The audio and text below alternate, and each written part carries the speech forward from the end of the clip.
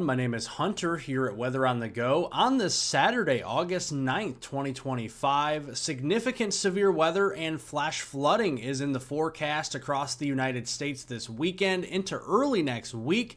We're going to be highlighting that in our video. We're also going to be looking at your fire weather outlook, your long-range forecast, and of course, your tropical weather update, including the Atlantic Ocean, something to watch out there as well. So if you like straightforward, accurate, and reliable weather coverage across southern Canada, the United States, and the tropics, be sure to subscribe to my YouTube channel. We do daily weather forecast updates, and on active days, we do 2 a day. So like right now, and then again later this evening, we'll have another video likely for today. So moving forward, we're also going to be looking here at some warmer temperatures, and you can see that this afternoon. Temperatures are going to be again into the upper 90s and 100s here across the southern plains, and a few record highs will be possible here across portions of Arizona, New Mexico, and southern portions of Colorado this afternoon. There is a frontal boundary sitting there across the Midwest, and that is going to be the focal point for showers and storms, but we look here at the warmer temperatures to start your Sunday and some record warm lows up there into Michigan, where we could be starting off in the 60s and into the low 70s there, and even some upper 70s starting off in the southern plains for your Sunday, and we're right back in the 90s there for places like Traverse City into Grand Rapids, Lansing, Detroit, and all the way back down into Texas again, Dallas, Wichita Falls, Abilene. We're back near 100 degrees once we go into Sunday, August the 10th. Let's look at the severe weather threat, because right on that boundary we were talking about, where the warmer air is to the southeast and somewhat cooler air to the northwest are clashing, that is where we have some trouble in the form of severe weather. In the yellow, that's a slight risk where scattered severe thunderstorms are possible from the UP of Michigan down through central southern Wisconsin, northwest Illinois, much of the state of Iowa, northern Missouri, and eastern Nebraska. We also have an area of scattered severe weather possible in eastern Colorado as well. Outside of that, in the dark green, that's a 1 out of 5 risk for severe weather, a marginal risk. That's where isolated severe thunderstorms will be possible today. And the main threats are going to be as follows: 60 to 70 mile per hour wind gusts that could topple over some trees, some tree branches could be broken off, and some power outages could result as well, so be mindful of that.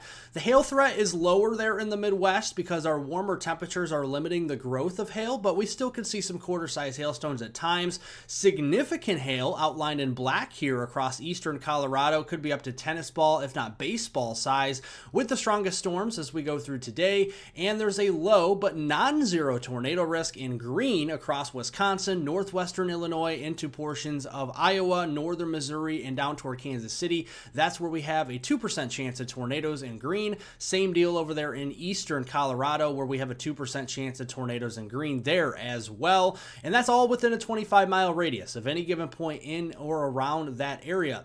Now, as we step into Sunday, August 10th, the threat for severe weather goes down.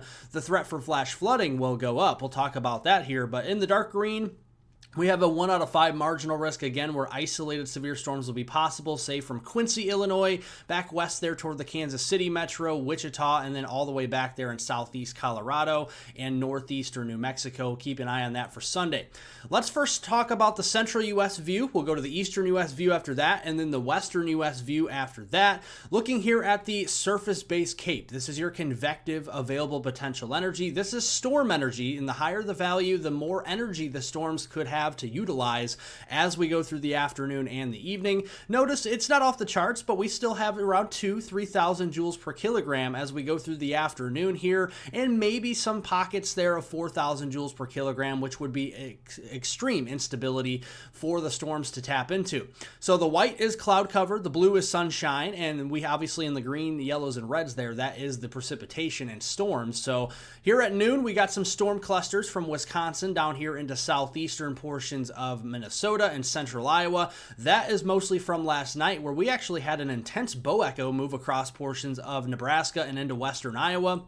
And as we go here into the afternoon, those storms will kind of fizzle out as they push more further to the east in toward the Green Bay area, in towards, say, Madison, Wisconsin, and along the Mississippi River between Iowa and Illinois. A little bit of break of cloud cover behind that. That will allow for storms to pop up later on in the afternoon and more so this evening, and that is in an unstable environment. And these storms could be capable, again, 60 to 70 mile per hour caliber winds, quarter-size hail, and a threat for an isolated tornado. Of course, in eastern Colorado, we got to watch for those storms that pop up this afternoon. A couple of those supercells could be capable of some tennis ball, if not baseball size hail. And then once we go here into Sunday morning, we're going to watch this big cluster here, and it's going to be moving over the same area. So flooding will be an impact that we have to watch there as we go into Sunday. And then Sunday afternoon, more storms may form from the Midwest, especially though down into the plains like Kansas and into western Oklahoma. Now, as far as rainfall is concerned, going through 7 a.m. on Monday, August 11th, there could be a widespread swath, say, from areas near Green Bay and north of Milwaukee, back through Madison into the Dubuque area and into Des Moines and Iowa City, Cedar Rapids, Rockford, say, back here toward the Kansas City metro and St. Joseph. Those areas could see a widespread 2 to 4 inches of rain. With, you see these brown kind of beige areas in here, that's where we could see over 4 inches of rainfall and some isolated instances. So we look here at the flooding risk across the Midwest. There is a flood watch from Green Bay down through Madison into the Dubuque area and along the Iowa-Illinois state line. So from Dubuque southward to Clinton, Davenport down toward Fort Madison, and then westward there along I-80 toward Des Moines and into Cedar Rapids and Iowa City, and then extending down toward Kansas City metro. We'll keep an eye on that. That also is in for the Topeka region. So we're going to be keeping an eye on the flooding risk, and the flooding risk is pretty heightened. The Weather Prediction Center has a moderate risk of flash flooding there from Iowa and northern Missouri up there into south central Wisconsin for today. And then a much more widespread area with a moderate risk for flash flooding, say from Madison, Wisconsin, all the way down toward Topeka, Kansas, as we go into Sunday. And what does that mean, right? A moderate risk for flash flooding means numerous flash floods are likely. Some could be significant events, and many streams may flood from this event in a lot of areas, potentially even impacting larger tributary rivers. So this is something we got to keep an eye on there, even for the Rock River in portions of Illinois.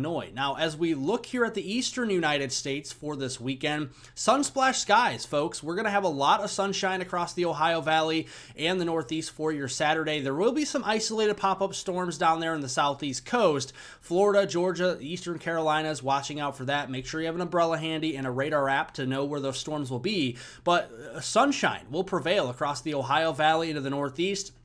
And my friends, that will continue into Sunday. There may be a few more clouds across portions of the Northeast and the Ohio Valley than today for Sunday. But other than that, most of us will remain dry as we go into Sunday out there. Rainfall will be plentiful down in Florida, eastern portions of Georgia, and along the coast there, South Carolina, from Myrtle Beach down to Charleston. Could be seeing a couple of inches of rain there, but dry for the most part across the Ohio Valley, Mid-Atlantic, and the Northeast heading through this weekend. Into the western U.S. we go, and we have a mix of sun and clouds currently here at noon. Got some showers with a low-pressure system moving out of Montana and into southern Canada there, and that could bring a couple rounds of showers and storms on an isolated coverage across Montana as we go through the rest of today. Of course, we got some monsoonal flow, some showers and storms possible there into southeastern Arizona, New Mexico, up into southern Colorado and West Texas as we go into this afternoon and evening, and then that will continue to pop up as we go. A little bit more widespread though as we go into Sunday afternoon down there. Could be some pockets of over a half-inch of rain from southeastern portions of Arizona into parts of New Mexico and West Texas, and then tracking up into the front range of the Colorado Rockies there into eastern Colorado.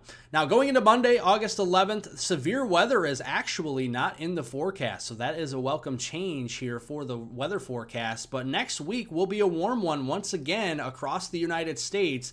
You see a lot of orange on here. That's above normal temperature anomalies. Blue is leaning below normal there for the southeast, and that is probably due to cloud cover and some precipitation.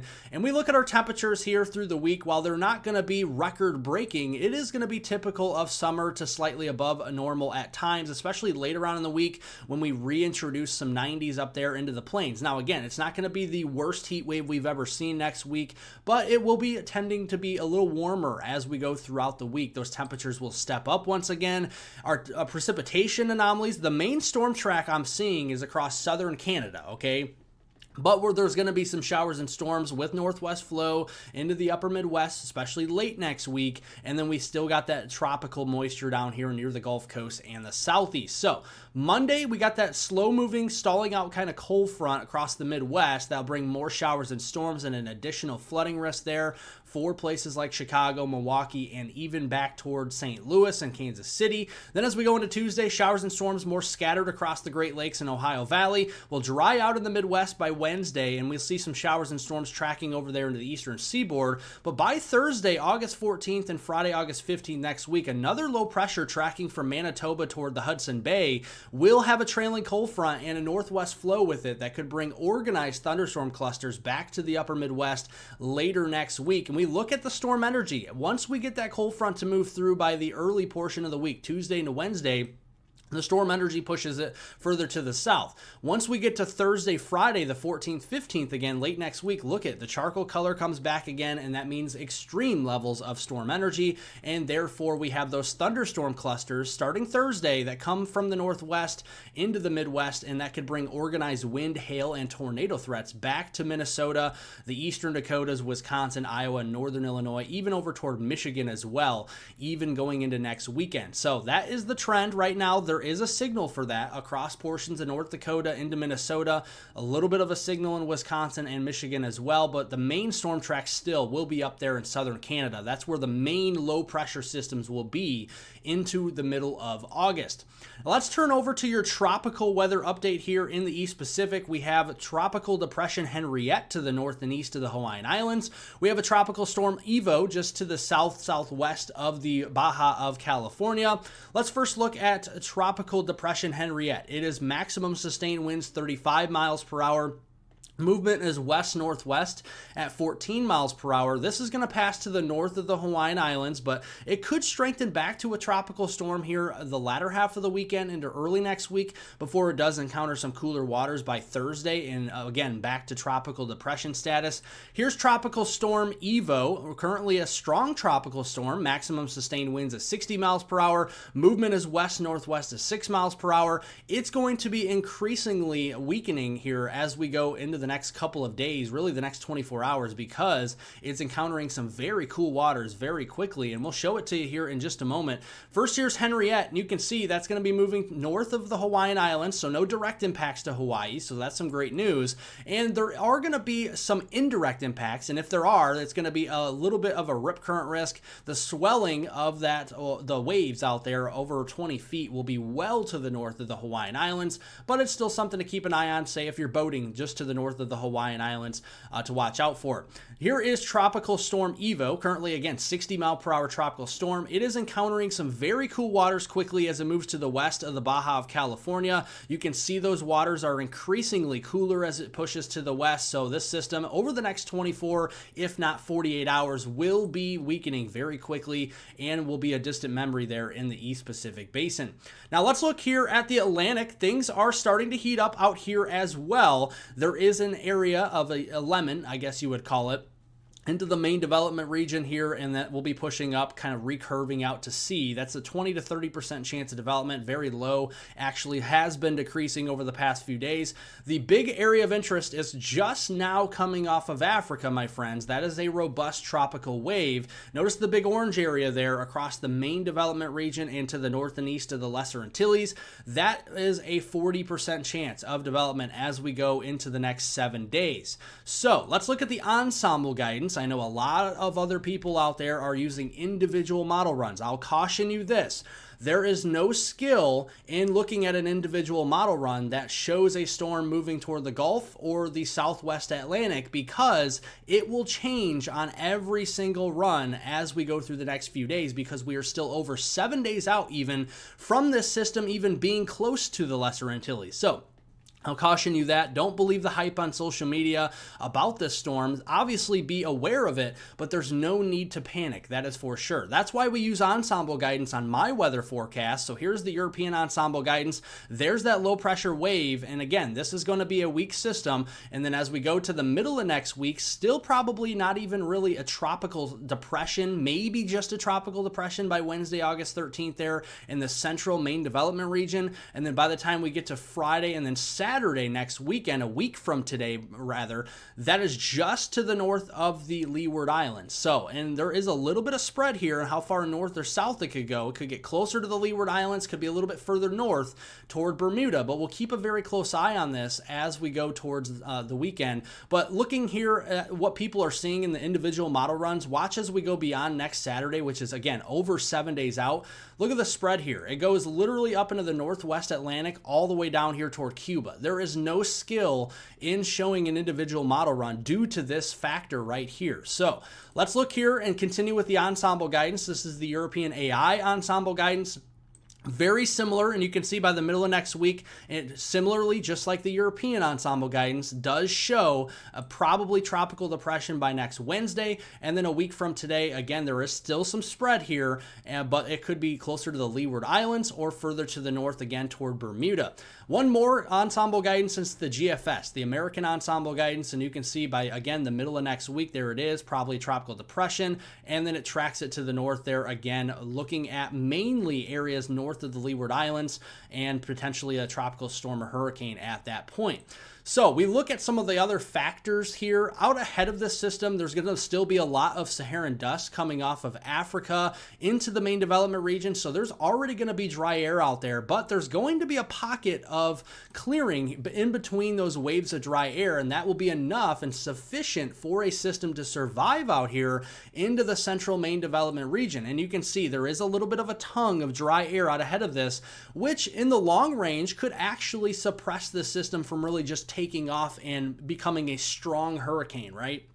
But that's something we're keeping an eye on, because as we go later into the week, some of that dry air goes further north. So if the system stays south and has a more westerly track, it may be able to hold its own and really start to intensify again by a week from today. We look here at some of the probabilities on the Euro ensemble guidance here. This goes out again through Saturday the 16th, only 7 days from now. And there is a pretty much guaranteed chance this is going to become a tropical depression at this point. There is a possible to even likely scenario this becomes a tropical storm, 50-60% odds there just to the north and east of the Leeward Islands. And then right now there's not really essentially a chance this becomes a hurricane, at least at this point, through next Saturday, August 16th. Thereafter, that could change, but between now and the next 7 days, likely not becoming a hurricane. But if it continues westward, we can see the thermodynamic environment that the ocean here is showing. Very warm ocean temperatures, especially there in the southwest Atlantic, the Caribbean, and especially the Gulf. And you can see there are above, and even at times well above, the long-term historical average with those sea surface temperatures. So that is something we got to keep an eye on. But again, there's no reason to look at an individual model run because there's so much spread out here. Because if we're looking at an individual model run and you see one of the runs show it up here along the East Coast, and then the next model run, it's in the Gulf, then we're focusing on too many areas and getting too much panic and fear out there. We don't want to do that. We just want to give you the generalized forecast, the most likely scenario. And again, with this forecast, we just showed it here as a tropical depression likely in the central main development region by Wednesday, and then just to the northeast of the Leeward Islands by the time we get to a week from today as a tropical storm and potentially a strong tropical storm. So we'll keep an eye on that. Where it goes from there is anybody's guess. So we'll keep an eye on that for you here in the video.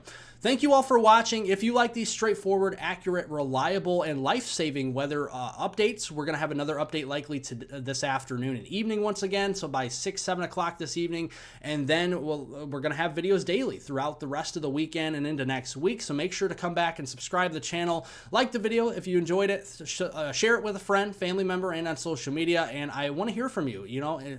Comment down below in the comment section below this video. Thank you all for watching, and have a wonderful and safe rest of your weekend.